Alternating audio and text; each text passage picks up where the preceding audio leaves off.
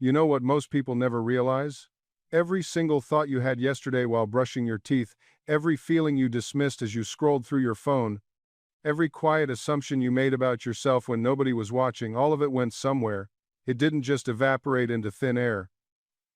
No, those thoughts dropped like seeds into the most fertile soil in existence, your subconscious mind. And right now, in this very moment, that soil is growing your future. Not tomorrow's future. Not next year's future. The future that's already taking shape beneath the surface of your awareness, invisible but absolutely real. Your subconscious has already decided what's coming for you, and most people are completely unaware they've been casting votes for a life they don't even want. But here's the beautiful, terrifying, magnificent truth. Once you understand how this works, once you really see it, you can change everything. Not eventually, not someday. Starting right now. I want you to imagine something with me. Picture a massive ship, one of those ocean liners that can carry thousands of people across vast distances.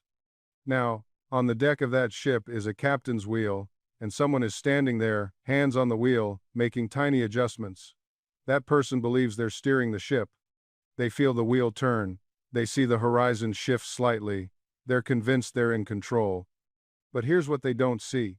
Deep below deck, hidden from view, there's an engine room, and in that engine room, there's a power source 1,000 times stronger than anything on the surface.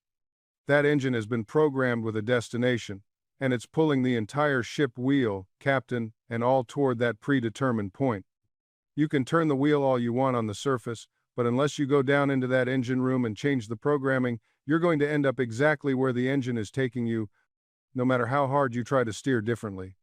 Your conscious mind is that person at the wheel. Your subconscious mind is that engine room.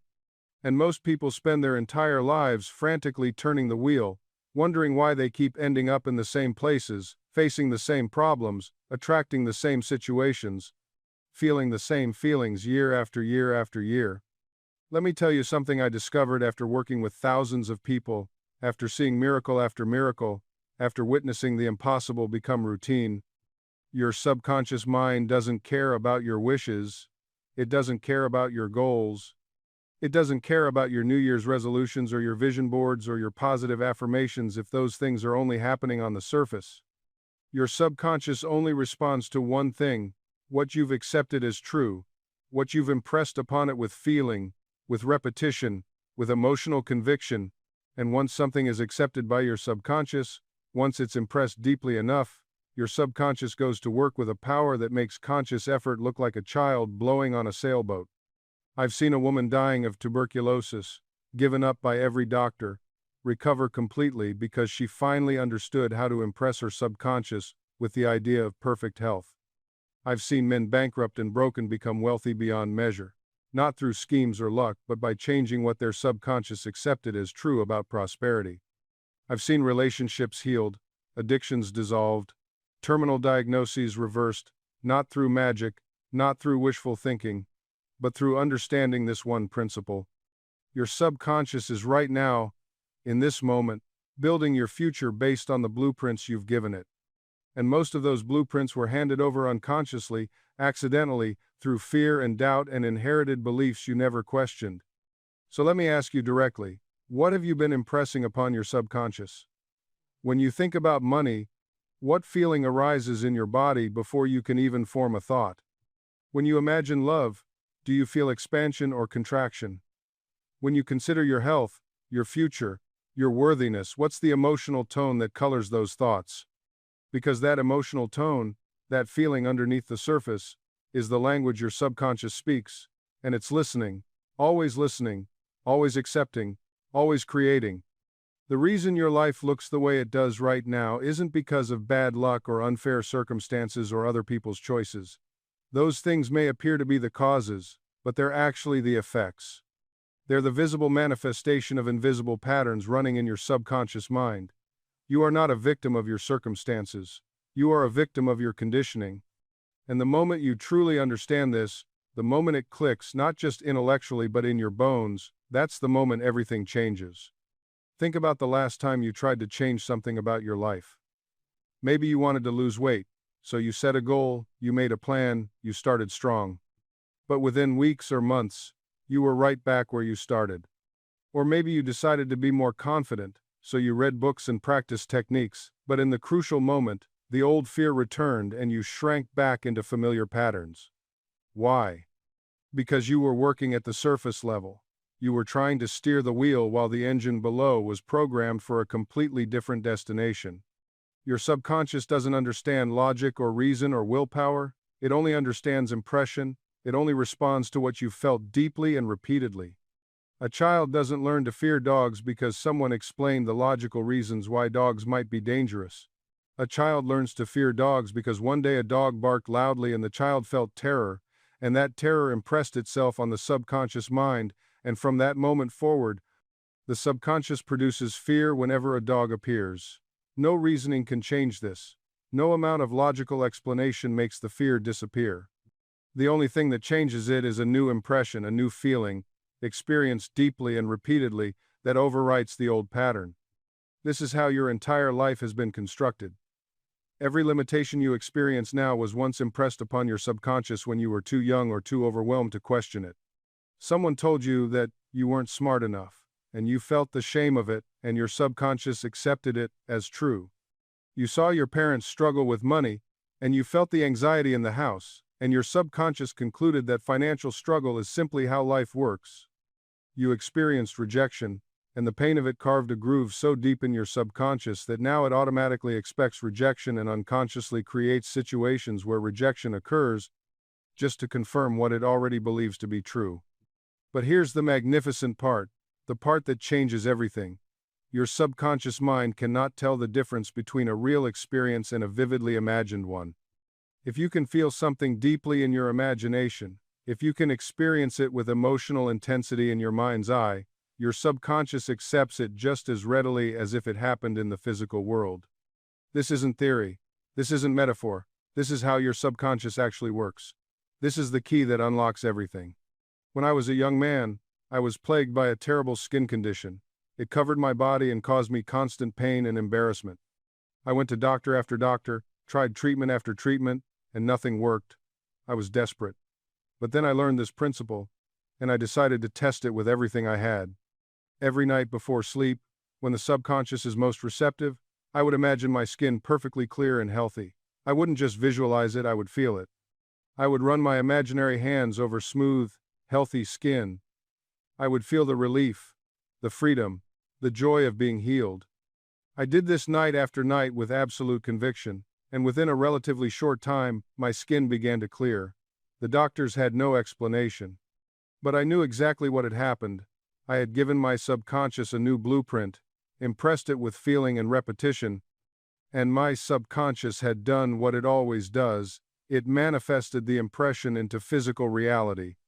Now, I can already hear the skeptic in your mind. You're thinking, that sounds too simple. If it were that easy, everyone would do it. But that's the trap. You see, it is simple. But simple doesn't mean easy. Because changing what your subconscious accepts as true requires you to feel differently before your circumstances change. It requires you to assume the feeling of your wish fulfilled before you see any evidence in the outside world.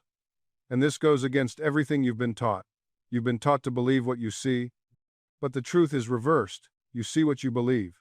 You experience what you've already accepted as true in your subconscious mind. Most people wait for their circumstances to change before they allow themselves to feel differently. They say, I'll feel abundant when I have money. I'll feel confident when I achieve something. I'll feel loved when someone loves me. But this is backwards. This is trying to steer from the surface while the engine pulls you in the opposite direction. The secret, the real power, is to feel abundant before the money appears, to feel confident before the achievement manifests, to feel loved before the relationship arrives.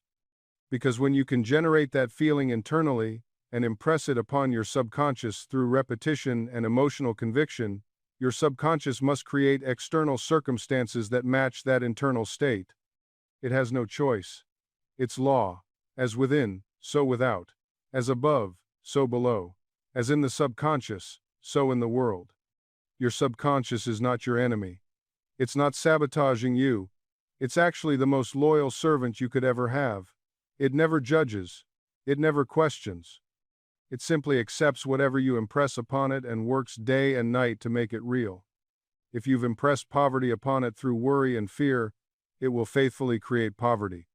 If you've impressed sickness upon it through anxiety about your health, it will faithfully create sickness. But if you impress health, wealth, love, and success upon it through feeling and faith, it will just as faithfully create those things. Your subconscious doesn't have a preference. It doesn't favor good or bad. It simply responds to what you've given it. So right now, in this moment, your subconscious is working. It never stops. It never sleeps. Even as you listen to these words, it's taking in everything, not just the words themselves, but the feelings they evoke, the beliefs they challenge, the possibilities they open, and it's already beginning to build tomorrow based on what you're feeling and accepting right now. The question is not whether your subconscious is creating your future. It absolutely is. The only question is, what future are you commanding it to create? Are you doing it consciously, deliberately, with clear intention? Or are you doing it unconsciously, accidentally, by default, based on old patterns and inherited fears you never chose? Because here's what I need you to understand. You're going to impress something on your subconscious regardless. You can't not do it. Every thought, every feeling, every mental image is making an impression. The question is whether you're taking control of that process or letting it happen randomly. Most people are on autopilot, repeating the same thoughts and feelings they had yesterday, which creates the same results they got yesterday, which reinforces the same thoughts and feelings, which creates more of the same. It's a loop. And the loop will continue until you consciously intervene and change the pattern at the subconscious level. Let me tell you about a man I once knew who came to me completely defeated. He'd lost his job, his wife had left him, and he was on the verge of losing his home. He was convinced that life had it out for him, that he was cursed, that nothing good would ever come his way. And I looked at him and said, "You're absolutely right. As long as you continue to accept that as true, your subconscious will prove you right again and again." He was angry at first. He thought I was being cruel. But then I explained to him what I'm explaining to you now. His outer circumstances were not his problem. They were merely symptoms. The real problem was what he'd been impressing on his subconscious mind through years of negative thinking, worry, and expectation of failure. I gave him a simple practice. Every night before sleep, he was to imagine himself gainfully employed, doing work he loved, feeling financially secure. He was to feel his wife beside him, their relationship healed and happy. He was to imagine himself in his home, mortgage paid, feeling peaceful and grateful. And he was to do this not as a wish or a hope, but as a feeling of something already true. I told him to fall asleep in that feeling, to let his last waking thoughts be saturated with the reality he wanted to create. He resisted at first. He said, "But none of that is true. How can I feel it when it's not real?" And I said, "You've been feeling poverty and loss and rejection for so long, and none of that was ultimately real either. It was just what you accepted as true, and your subconscious made it appear real. Now you're going to accept something different as true, and your subconscious will make that appear real instead." He committed to the practice. And within 3 months, everything in his life had transformed. He found a job better than the one he'd lost. His wife reached out wanting to reconcile. Opportunities appeared from nowhere. Money came from unexpected sources. And, the most astonishing part? She stopped struggling. She stopped trying to force things into existence through sheer willpower and anxiety. Instead, she simply lived from the assumption that she was already the woman whose life was abundant and flowing. You see, most people think manifestation is about doing more, adding more techniques, more affirmations, more rituals, more effort. But the truth is profoundly different.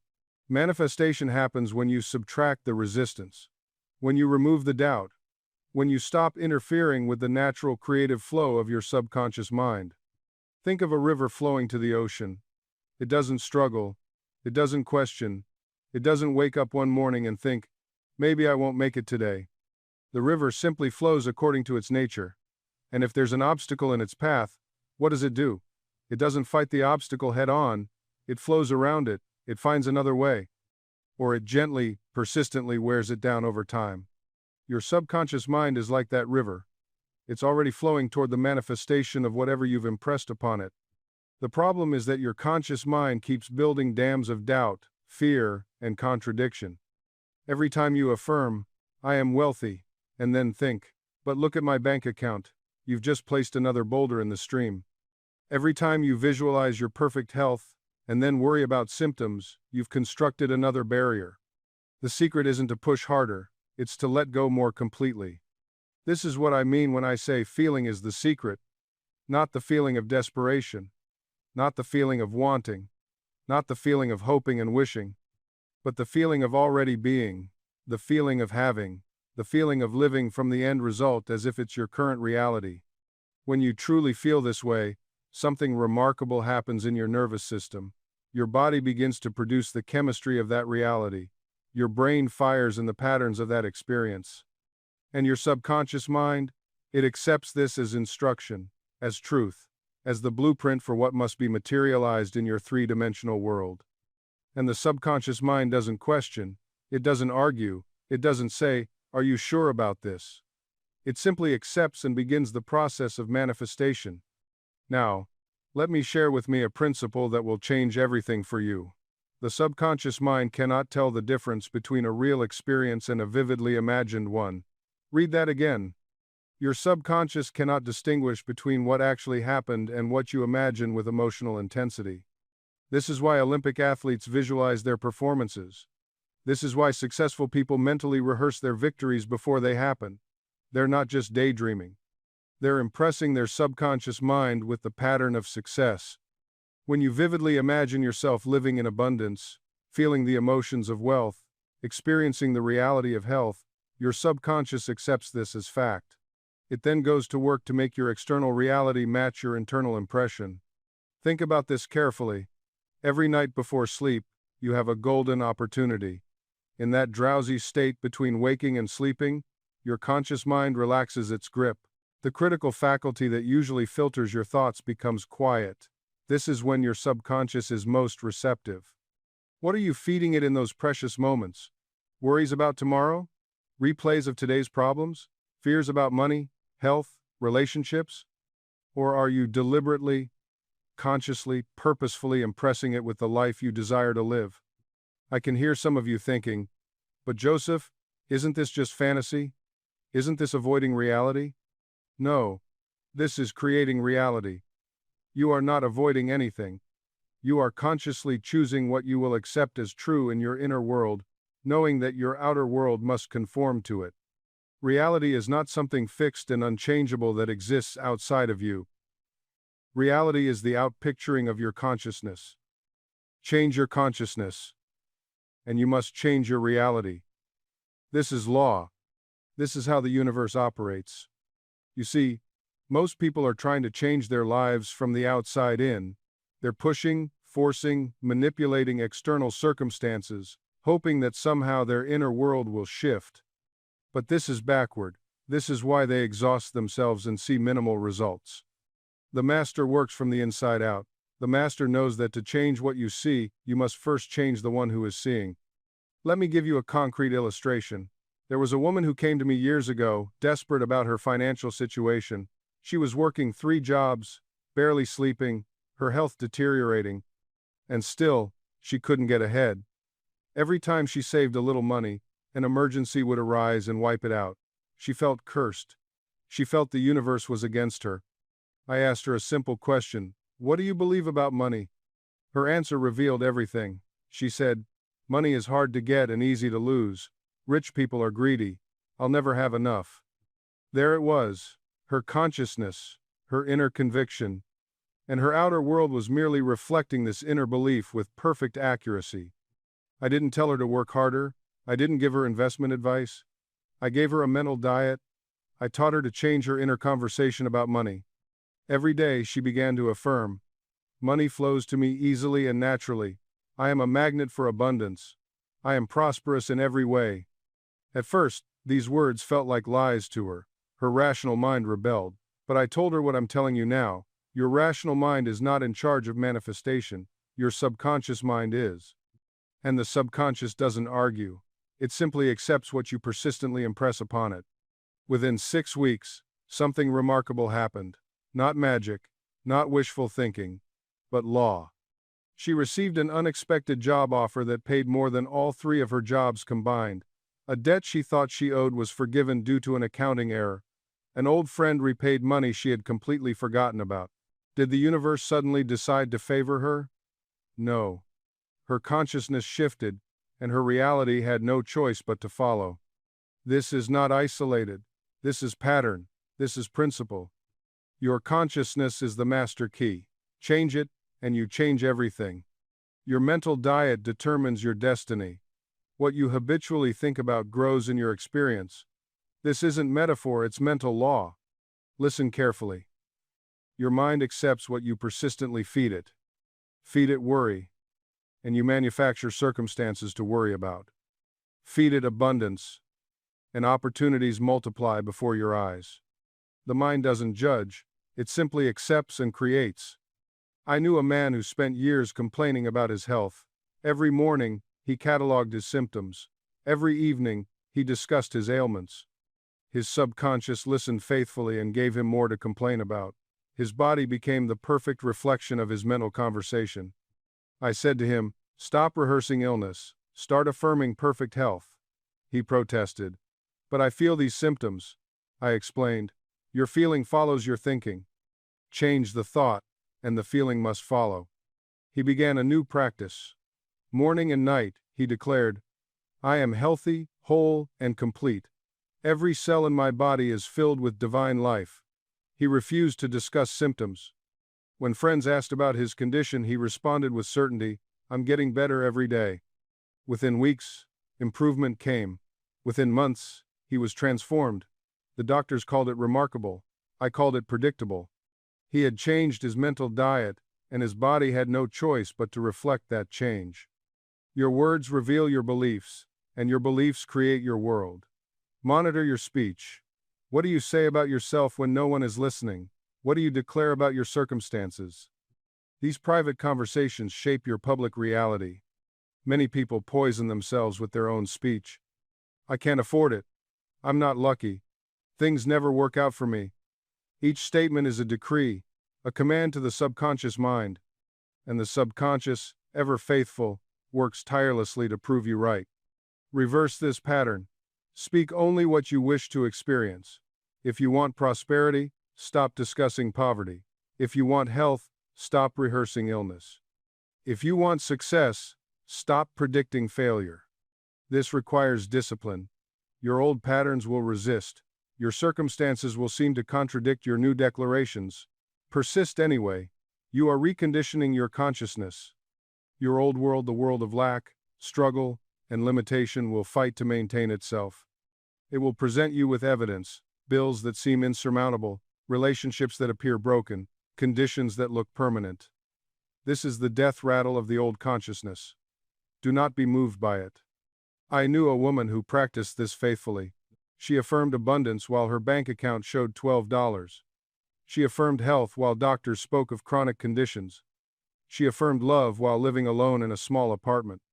For weeks, nothing visible changed. Her mind screamed at her that she was foolish, that she was lying to herself, that reality was laughing at her attempts. But she persisted.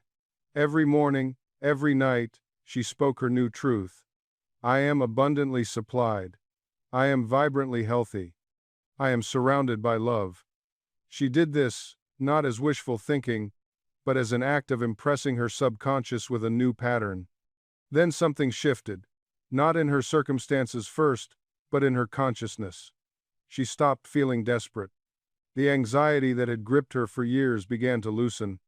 She found herself thinking differently, acting differently, responding to life differently. And then as night follows day, her outer world began to rearrange itself.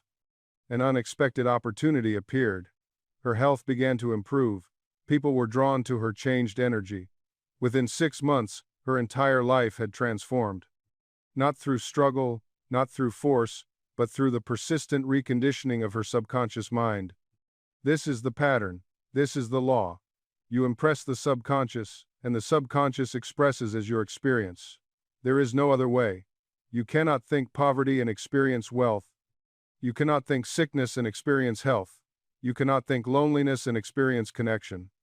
Your subconscious mind accepts what you habitually impress upon it. It does not argue, it does not judge, it simply accepts and creates. This is why persistence is everything. One affirmation means nothing, a week of positive thinking means little, but months of steady, faithful impression, that changes everything. You're not trying to force anything. You're gently, persistently, reshaping belief itself. Think of it like learning a language. The first week, the words feel clumsy. You stumble. You forget. But you keep practicing. Day after day, phrase after phrase. And then one morning, you wake up and realize you're thinking in that language. It's become natural, automatic, part of you. That's what happens with your subconscious mind. You impress it with the truth of your desire. Not once, not twice, but daily, faithfully, until the new belief becomes more real than the old limitation. I've seen people transform their entire financial reality this way. A man came to me once, drowning in debt, unable to see a way forward. I told him, stop reacting to the debt. Stop giving it your emotional energy. Instead, morning and night, affirm wealth. Feel abundance. Imagine your accounts flourishing. He resisted at first. But the bills are real, he said. How can I pretend they don't exist? I answered, you're not pretending they don't exist. You're refusing to let them define your future. You're impressing a new pattern on your subconscious, one of prosperity, not poverty. He committed. 3 months of faithful practice. And opportunities began appearing. A promotion. An unexpected refund. A side income he hadn't considered. Within a year, the debt was gone. Not through magic, through the magnetic power of a mind aligned with wealth. Your subconscious doesn't distinguish between a bill and a blessing. It only knows what you consistently feel and believe. So when worry creeps in, and it will, don't fight it. Simply redirect. Return to your vision. Return to the feeling of the wish fulfilled. Not with strain, but with calm persistence. This is the art of mental discipline. Not forcing, not wrestling, just gently, patiently, bringing your mind back home to the truth you're building.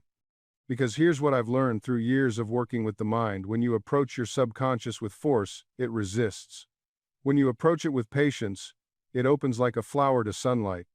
I've watched people transform their entire lives not through dramatic confrontations with their minds, but through this gentle, persistent practice of return. Return to the truth. Return to the vision. Return to the feeling of the wish fulfilled. One woman wrote to me about her practice.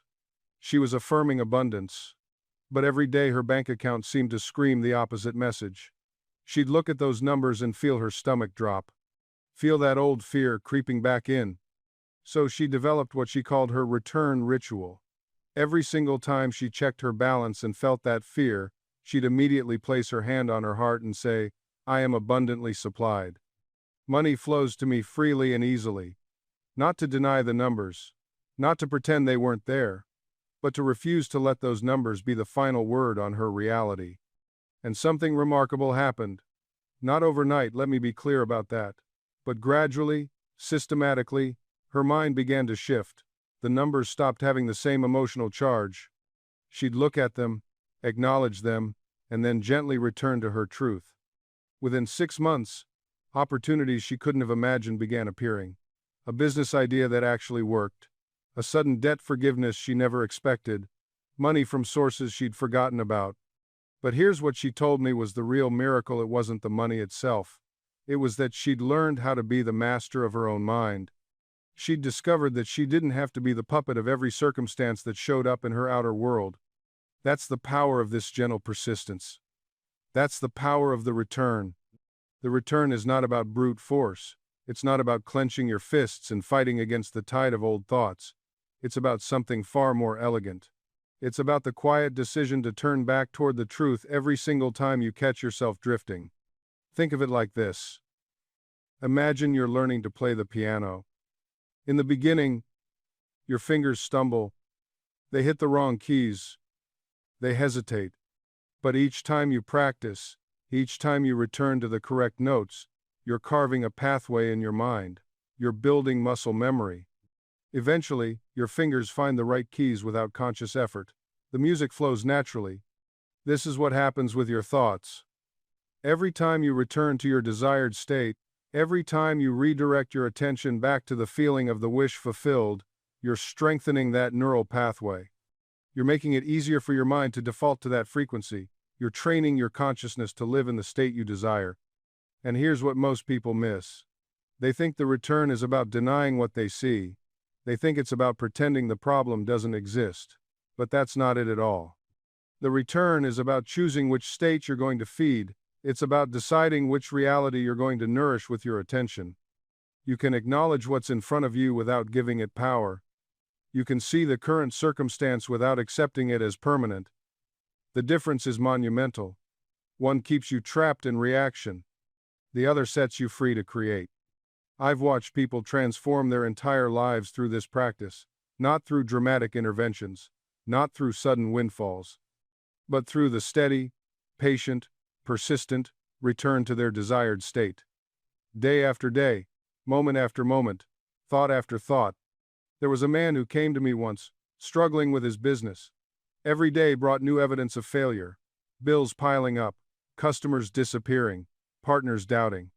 And every day, he had a choice. He could feed the fear, or he could return to the feeling of success. He chose the return, not once, not twice, but hundreds of times a day. Every time doubt crept in, he gently redirected. Every time anxiety knocked, he answered with faith. And slowly, imperceptibly at first, things began to shift. Within 2 weeks, someone mentioned a position at their company. Within a month, he had 3 interviews lined up. Within 2 months, he accepted an offer that exceeded even his imagined salary. But here's what struck him most. It wasn't the timeline that mattered. It was how different everything felt. The interviews didn't feel desperate. They felt collaborative. The negotiations didn't feel like begging. They felt like mutual recognition of value. And when he walked into his new office on that first day, he didn't feel like someone who'd finally gotten lucky. He felt like someone who had arrived at a destination his subconscious mind had already prepared for him. This is the power of deliberate impression. This is what happens when you stop arguing with the creative force within you and start cooperating with it instead. Now, I want you to understand something crucial here. This man didn't use willpower to make this happen. He didn't force anything. He didn't push against reality with gritted teeth and clenched fists. What he did was far more subtle and infinitely more powerful. He impressed a new assumption upon his subconscious mind. And then he trusted that mind to do what it was designed to do, bring forth corresponding conditions in his outer world. You see, your subconscious mind doesn't care about your current circumstances. It doesn't consult your bank account before deciding what's possible. It doesn't check your resume before determining what opportunities you deserve. It simply accepts the dominant impression you give it and proceeds to express that impression as experience. This is why 2 people in identical situations can have completely different outcomes. Same economy, same industry, same challenges, but entirely different results. The difference isn't in their circumstances. The difference is in what they're impressing upon the creative medium of their subconscious mind. One person impresses lack, and their subconscious faithfully produces more evidence of lack. Another impresses abundance, and their subconscious just as faithfully produces evidence of abundance. Same creative power, same mental laws, different impressions, different results. And here's something that might surprise you. The subconscious mind responds just as powerfully to a vividly imagined experience as it does to a physically experienced one. Think about it. When you watch a scary movie, your heart pounds, your palms sweat, your muscles tense even though you know it's not real. Your conscious mind knows you're sitting safely in a theater or on your couch, but your subconscious doesn't distinguish. It responds to the images, the emotions, the vivid sensory details as if they were happening to you right now. This is incredibly powerful knowledge, because it means you can reprogram your subconscious mind without waiting for external circumstances to change. You don't need the perfect conditions. You don't need permission from anyone. You don't need to physically experience something first before your subconscious accepts it as real. You can use your imagination deliberately, purposefully to create the mental equivalent of the experience you desire. And when you do this with feeling, with conviction, with sensory richness. Your subconscious mind accepts it. It begins to work on making the outer reality match the inner image.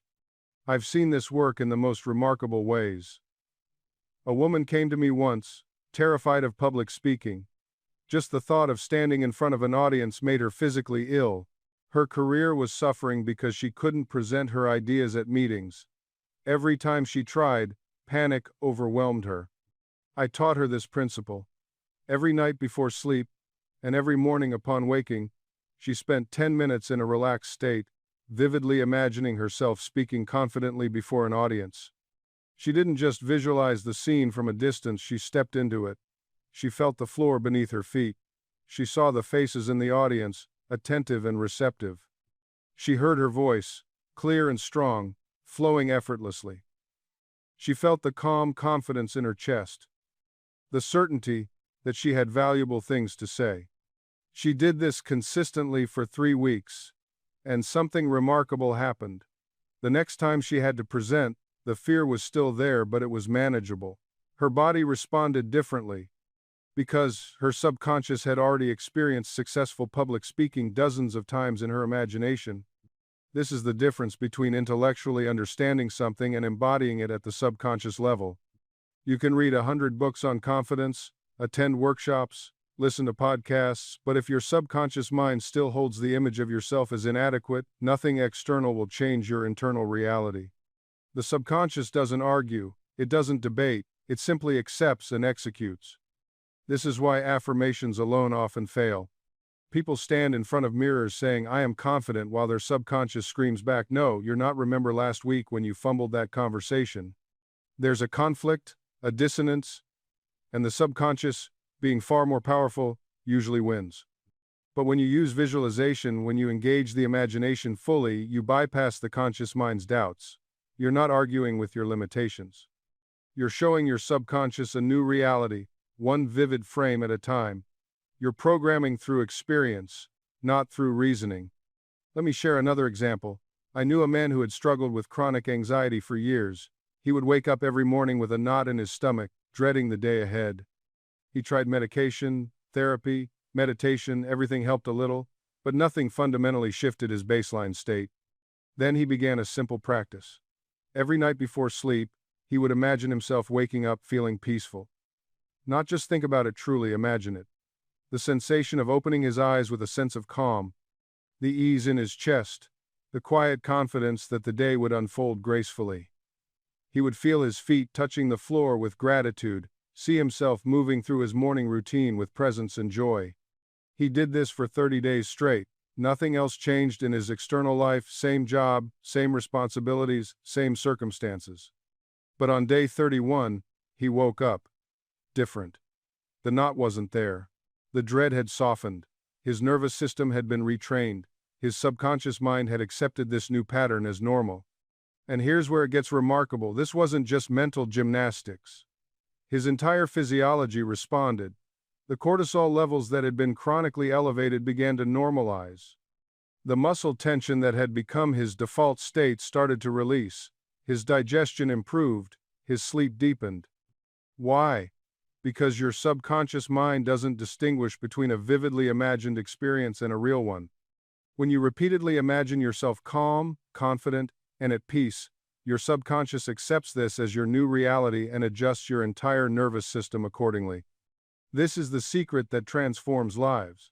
Not positive thinking alone, but the systematic reprogramming of the subconscious through relaxed, feeling-toned mental imagery repeated until the new pattern becomes automatic. Now, let me share another case that illustrates this power in a different context. A woman came to me struggling with chronic insomnia.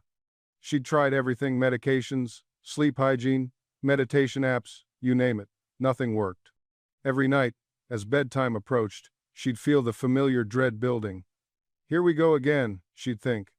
Another night of tossing and turning. And of course, that's exactly what she experienced. Her expectation became her reality. I explained to her that her subconscious mind had been conditioned to associate bedtime with struggle. Every anxious thought about sleep, every frustrated glance at the clock, every morning complaint about exhaustion, these were all suggestions to her subconscious, programming it to produce more of the same. The solution? We needed to reprogram her subconscious with a new sleep pattern. I instructed her to spend 10 minutes each evening, preferably in the late afternoon before the anxiety built, in a state of deep relaxation. In this receptive state, she would imagine herself going through her bedtime routine with calm anticipation. She would feel herself getting drowsy naturally, sinking into her comfortable bed, and drifting off easily into deep, restorative sleep. The key instruction I gave her: she must feel it. Not just visualize it intellectually, but actually generate the drowsy, peaceful feeling of falling asleep easily. She needed to experience in imagination what she wanted to experience in reality. Within 3 weeks, her sleep had completely normalized. The transformation wasn't gradual, it was categorical. Once her subconscious accepted the new pattern, it happened automatically, just as the insomnia had happened automatically before. The principle operating here is what I call selective automation. Your subconscious doesn't discriminate between constructive and destructive patterns, it simply automates whatever you consistently impress upon it. Think of it as a highly efficient assistant that never questions your instructions. If you repeatedly tell it through your thoughts and feelings that you're incapable of something, it will work tirelessly to prove you right. If you impress upon it an image of competence and success, it will work with equal dedication to manifest that reality. I worked with a salesman in Chicago who demonstrated this principle beautifully. For years, he had averaged about $30,000 annually in commissions. He was competent, hardworking, knew his product thoroughly, yet he never seemed to break past that $30,000 ceiling. His conscious mind wanted more, but his subconscious had accepted a limitation. We identified the pattern. He would say things like, "I'm not one of those six-figure guys," or "I'm comfortable where I am." These weren't just casual statements, they were commands to his subconscious. He was literally instructing his mind to keep him at that level. I had him begin a new practice. Every night before sleep, he would enter a drowsy, relaxed state and visualize himself receiving a check for $100,000 in annual commissions. He wouldn't strain or force it. He would simply see the check, feel the satisfaction, accept it as natural and deserved. He did this with the same consistency he had previously used to limit himself. Within 18 months, his income had more than tripled. Not through working longer hours, he actually worked less. The shift happened in the quality of his decisions, the opportunities he noticed, the confidence he projected to clients. His subconscious, now programmed for a higher income level, automatically guided him toward actions and circumstances that matched that programming. This is the magnificent indifference of your subconscious mind. It responds to your habitual thinking without judgment or preference. It doesn't care whether you succeed or fail, whether you're happy or miserable. It simply amplifies and manifests whatever you consistently feed it. This is why you must become the guardian of your own mind. You cannot afford to be casual about the thoughts you entertain, the beliefs you accept, or the mental images you allow to dominate your consciousness. Your subconscious is always listening, always recording, always responding. Think of it this way: if you wouldn't want something to manifest in your life, why would you give it mental space? Why would you rehearse failure when you could rehearse success? Why would you visualize illness when you could visualize vibrant health? Why would you replay past hurts when you could construct new narratives of healing and triumph? The answer, for most people, is simple habit. They've never been taught to think deliberately. They've never understood that the mind is an instrument that can be tuned, directed, and mastered. Instead, they let their thoughts run wild like an untrained animal, accepting whatever mental content comes their way as though they have no choice in the matter. But you do have a choice. In fact, that choice is the most significant power you possess as a human being. You can choose what you think about. You can choose what you believe. You can choose the stories you tell yourself about who you are and what's possible for you. This doesn't mean you'll never have negative thoughts. That's an unrealistic expectation. What it means is that you don't have to entertain them. You don't have to invite them in, give them a seat, and let them stay for dinner. You can acknowledge a negative thought without accepting it as truth. You can observe a fearful impulse without letting it dictate your actions. This is the discipline of mental stewardship. It's the practice of watching your mind the way a security guard watches the entrance to a building, alert, discerning, ready to reject what doesn't belong. When a thought of lack appears, you replace it with thoughts of abundance. When doubt creeps in, You counter it with affirmations of faith and certainty. When old patterns try to reassert themselves, you consciously choose new ones. This is not passive wishing or hoping. This is active creation. This is conscious partnership with the infinite intelligence that governs all things. And here's what happens as you maintain this practice. The changes begin to compound. Each small victory builds your confidence. Each manifestation strengthens your faith. Each demonstration of principle proves the law works. You start to notice synchronicities everywhere. The right person calls at exactly the right time. The perfect opportunity appears just when you need it. Solutions present themselves before you even fully articulate the problem. This isn't coincidence. This is cause and effect in the mental and spiritual realm. Your consistent mental diet has shifted your frequency, and you're now attracting circumstances that match your new vibration. Your relationships transform. People who once drained your energy either change in your presence or naturally drift away. New connections form with individuals who resonate with your elevated consciousness. You find yourself surrounded by people who support your growth rather than question your vision.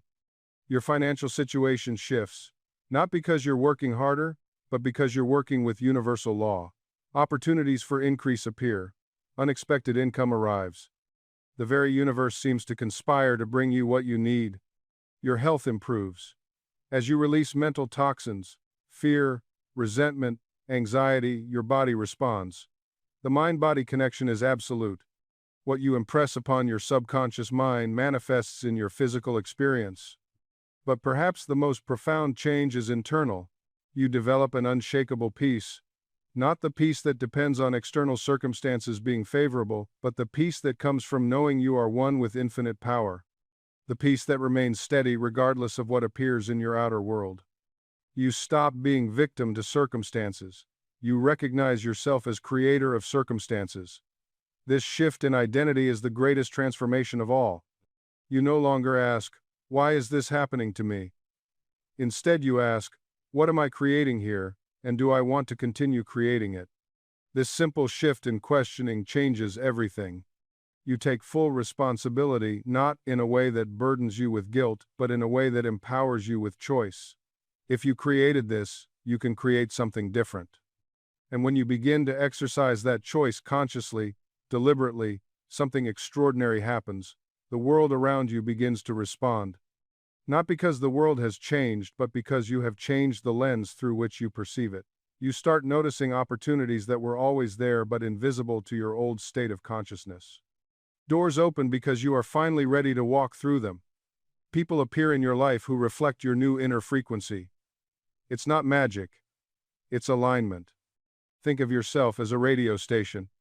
For years, you've been broadcasting a signal of doubt, fear, and unworthiness. And the universe, being the perfect receiver, has been sending back experiences that match that frequency. But now, you've adjusted the dial. You're broadcasting confidence, faith, and abundance.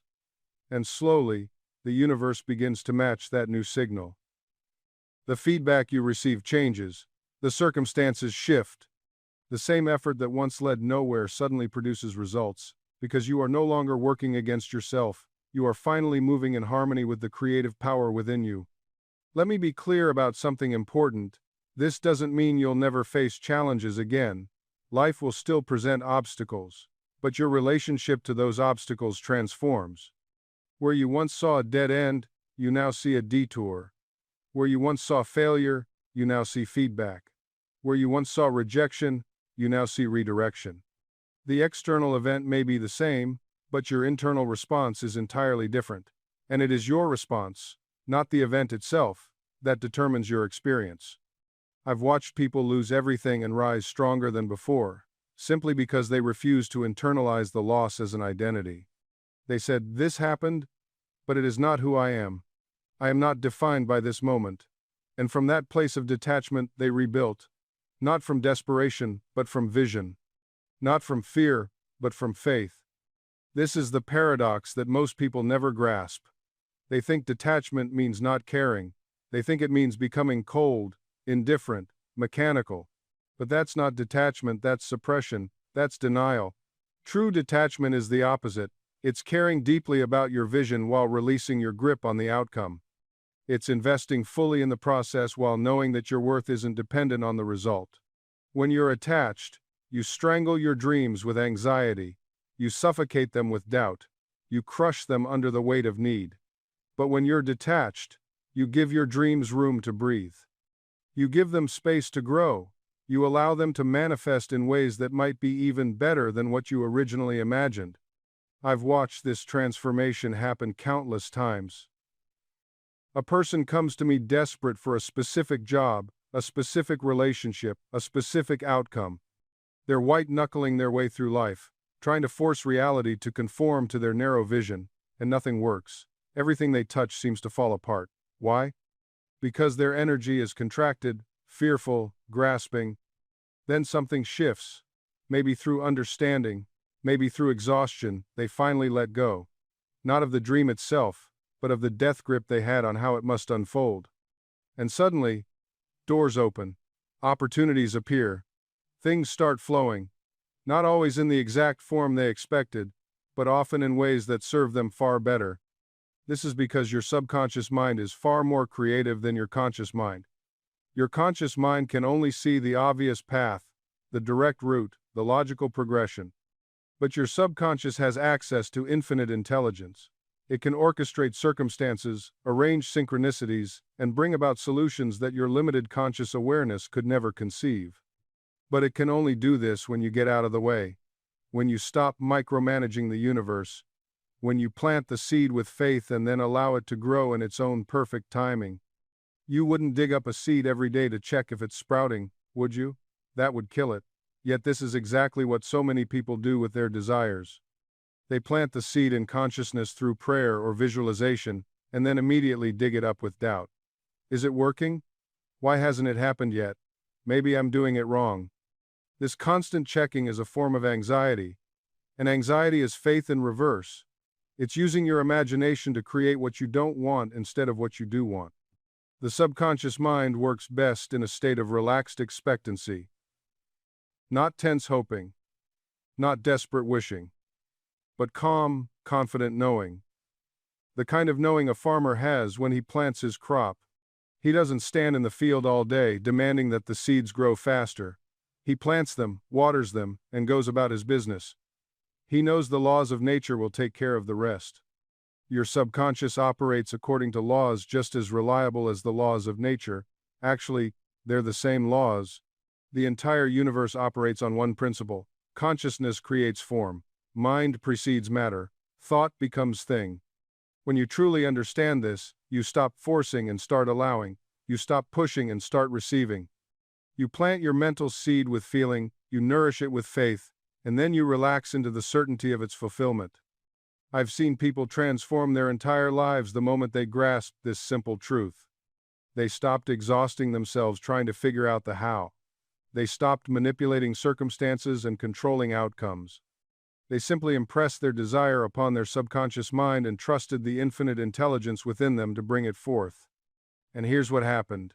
Doors opened that they didn't even know existed. Opportunities appeared seemingly out of nowhere. The right people showed up at exactly the right time. Resources became available. Solutions materialized. This isn't magic. This is law. The law of mind, the law of consciousness, the law that governs all creation. When you work with this law instead of against it, life becomes effortless. Not easy, there's a difference. Effortless means you're flowing with the current instead of swimming against it.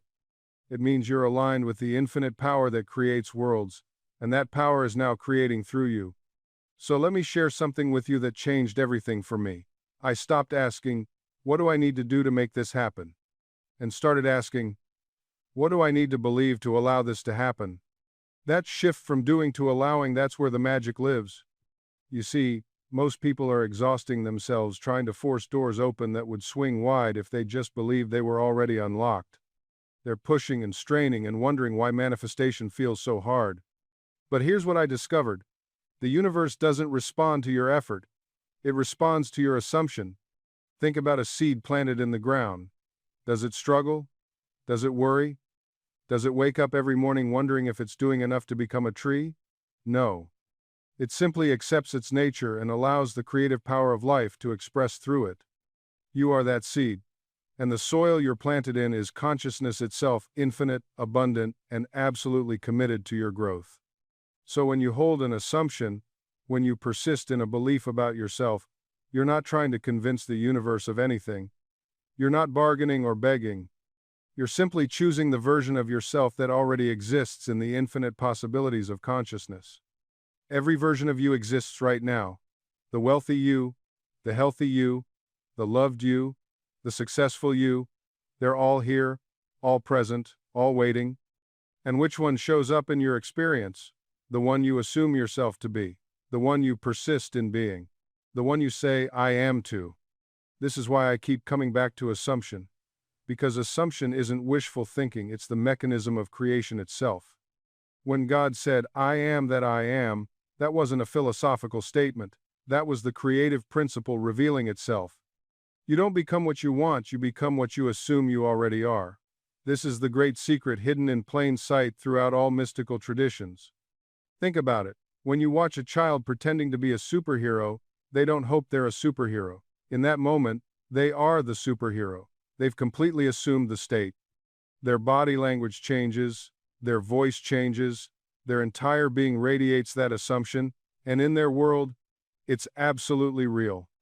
We lose this power as adults because we've been conditioned to separate imagination from reality. We've been taught that what we imagine is just imagination, less real, less significant, less powerful than the material world, but this is precisely backward. Imagination is the workshop where reality is manufactured. Every single thing in your material world, the chair you're sitting on, the device you're watching this on, the building you're in, all of it existed first in imagination. Someone imagined it before it became physical. Your life is no different. Your current circumstances, your relationships, your bank account, your health, your career, all of it is the materialized form of past assumptions. What you assume to be true about yourself, about life, about what was possible for you, those assumptions have hardened into the facts you're now experiencing. And here's what makes this both sobering and exhilarating. You're doing this anyway. You're always assuming something. You're always imagining something about yourself and your future. The question isn't whether you're using this power, you are, constantly. The question is whether you're using it consciously or unconsciously. Most people are unconscious assumers. They look at their current reality and assume it will continue. They look at their past failures and assume those define their future. They look at their circumstances and assume those circumstances are more powerful than their imagination. But you must understand something fundamental. Your current reality is nothing more than a photograph of your past thoughts. It's a receipt, not a prediction. It's evidence of where your consciousness has been, not where it must go.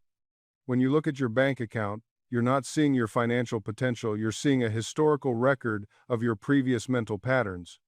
When you look at your relationships, you're not seeing your capacity for love, you're seeing the accumulated results of old beliefs about yourself. This is why trying to change your life by fighting your current circumstances is like trying to change a photograph by attacking the image. The image isn't the source, it's merely the projection. The source is always within, in the unseen realm of consciousness where everything first takes form.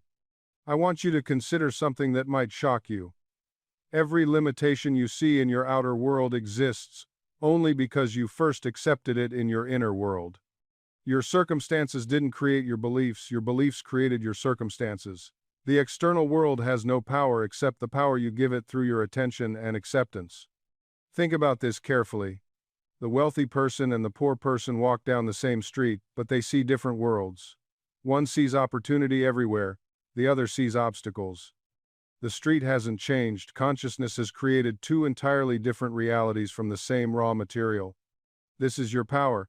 This is what they never taught you in school. You're not a victim of the world you see, you're the author of it. Every single thing in your experience exists because some part of your consciousness called it forth, accepted it, or believed in it. And here's the liberating truth. What consciousness has created, consciousness can uncreate. What imagination has built, imagination can rebuild. The same power that created your current reality can create an entirely new one, not through struggle, not through force, but through a simple shift in assumption. You don't need permission from your circumstances to change your assumptions. You don't need evidence from the outer world to justify a new belief. You need only to understand that your imagination is the true creative power, and what you imagine and feel to be true must eventually externalize itself in your world. This is not philosophy, this is law.